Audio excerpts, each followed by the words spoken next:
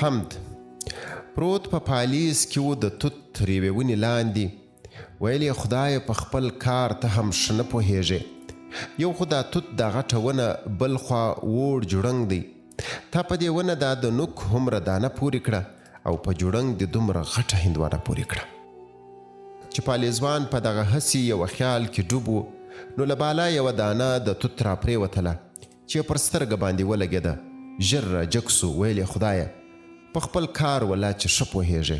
زه تېروتلی وم چې ومې ویل نه پوهېږې.